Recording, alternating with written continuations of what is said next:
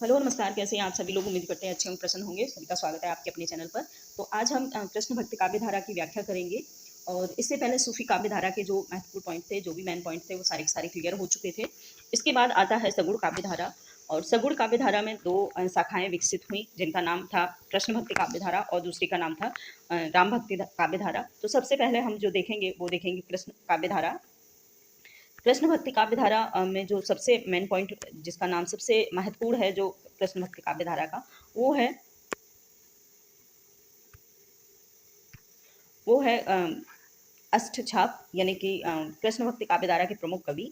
ठीक है, सबसे मेन पॉइंट लेंगे इसका, वो है प्रमुख कवि। और प्रमुख कवियों में आता है सबसे पहला नाम जो आता है अष्टछाप के कवियों का।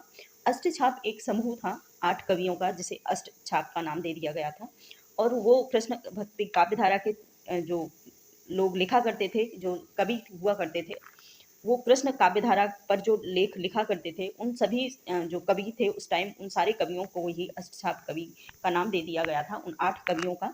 और वहाँ से विकसित हुई अष्टछाप की परंपरा। और अष्टछाप में सबसे पहला नाम आता है वल्लभाचार्य का। देख लेते हैं इनके प्रमुख महत्वपूर्ण तथ्य।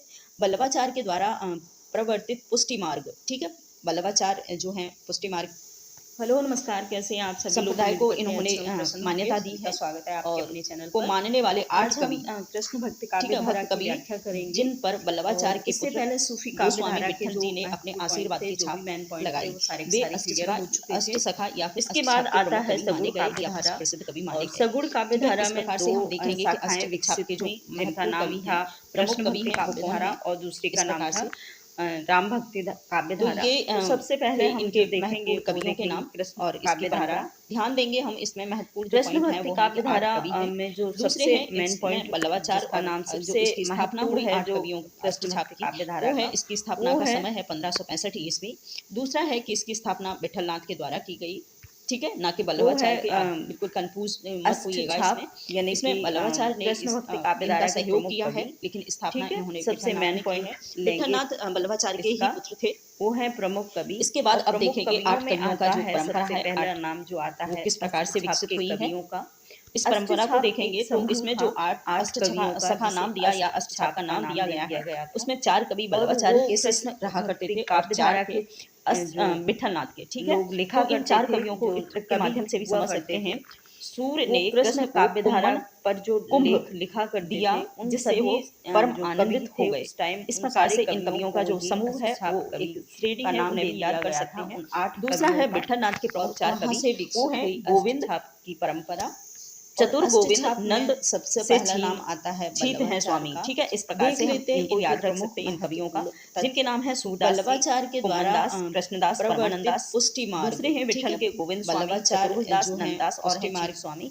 इस प्रकार से हम इन कवियों को क्रम और तरीके से याद रख सकते हैं, मान्यता दी है। इसके बाद देखेंगे नेक्स्ट दूसरा मानने वाले 8 कवि, इन सभी के नाम, ठीक है, के प्रथम अक्षर को लेकर हम याद रख सकते हैं सूत्र के माध्यम से। ये लिखा है जी ने अपने आशीर्वाद की छाप मनोज मिश्र के द्वारा ये विकसित पुस्तक है, तो उनके द्वारा ये या बताई गई है कि इनके एक नाम ले लो और उन नामों के आधार पर एक, ठीक है, इस शब्द बना लो, एक शब्दावली बना लो और उस शब्दावली को याद रख लो, जो याद रखने में है आसान। प्रमुख कवि हैं। इसके बाद हम देखेंगे अष्ट, इस प्रकार से